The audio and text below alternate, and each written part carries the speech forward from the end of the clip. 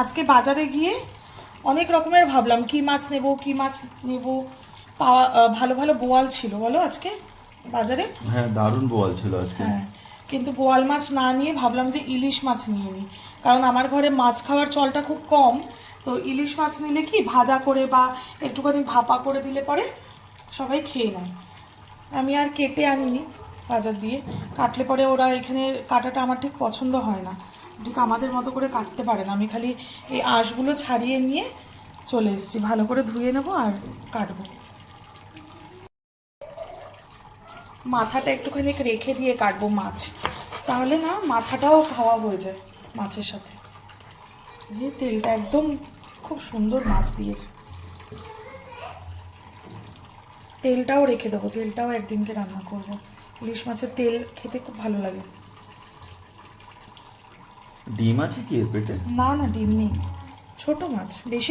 এটাকে ভালো করে একটু পিস পিস করে নেব। এটা ভাজা খাওয়ার জন্য করছি, তো পিসটা একটুখানি পাতলা করব। এই যে দারুণ পিস, মেশিনে কাটা একদম। এই জন্য বলছিলে যে আমাকে এইটা কিনে দাও একটা চপার। হ্যাঁ, এই চপারটা কিনে আমার খুব সুবিধা হয়েছে মাছ কাটার জন্য। মাছ কাটার জন্য এই চপারটা কিনেছি, কারণ এখানকার মাছ কাটা আমার ঠিক পছন্দ হয় না এদের। দেখো হয়েছে, পুরো মেশিন একদম। এই মাছটা হচ্ছে ভাজার, এটা ভাজার জন্য তুলে নিই পুরো মাছটা।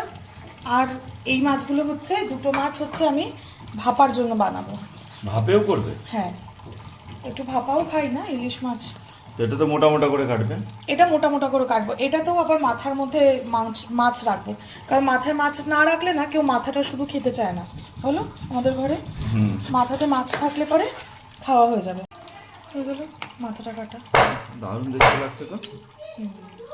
এরকমভাবে মাথা, এবার মাছের মধ্যে দিয়ে দেবো হচ্ছে নুন হলুদ, একটু হলুদ দিলাম আর একটু নুন।